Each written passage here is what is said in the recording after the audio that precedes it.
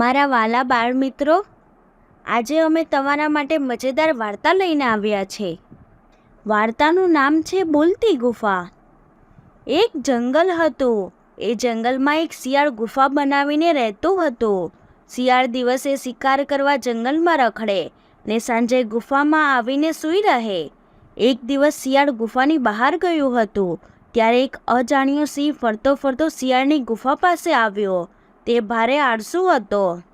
તેણે વિચાર કર્યો કે અત્યારે હું ગુફામાં બેસી જાઉં. જેની ગુફા હશે તે આવશે એટલે તેને ખાઈ જઈશ. સિંહ ગુફામાં જઈ બેસી ગયો. સાંજે શિયાળ આવ્યો. એણે માટીમાં ગુફા તરફ જતા સિંહના પગલાંની છાપ જોઈ. તેણે વિચાર્યું કે સિંહના પગલાં ગુફામાં જતા દેખાય છે, પણ બહાર નીકળતા પગલાં દેખાતા નથી, માટે સિંહ ગુફામાં જ છે. શિયાળ ચેતી ગયો. તેણે નક્કી કર્યું અત્યારે ગુફામાં જવાય નહીં. આથી શિયાળ ગુફાથી થોડે દૂર જઈને બેઠો. થોડી વાર સુધી કોઈને બહાર નીકળતા જોયું નહીં, એટલે તેણે એક યુક્તિ કરી. ગુફાને કહેતું હોય તેમ શિયાળ બોલ્યું, ગુફા રે ગુફા, આજે કેમ બોલી નહીં? રોજ તો હું આવું ત્યારે તું બોલે છે કે આવો આવો. આજે તને શું થયું છે? તું નહીં બોલે તો હું પાછું ચાલ્યું જઈશ. સિંહ વિચારમાં પડ્યો. ગુફા રોજ શિયાળને આવકાર આપતી હશે, પરંતુ આજે મારી બીકને લીધે ગુફા બોલતી નથી.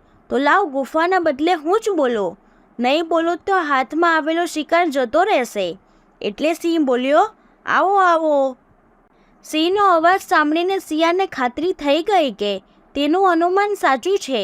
તેથી તે ત્યાંથી ઊભી પૂંછડીએ ભાગ્યો. થોડી વાર થઈ. શિયાળ ગુફામાં આવ્યું નહીં, એટલે સિંહ ગુફામાંથી બહાર આવ્યો. જોયું તો શિયાળ દેખાયું નહીં.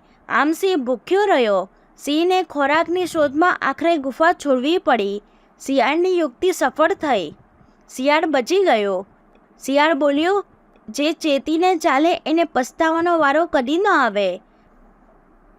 આ વિડીયોને લાઈક કરો, શેર કરો અને ચેનલને સબસ્ક્રાઈબ કરો.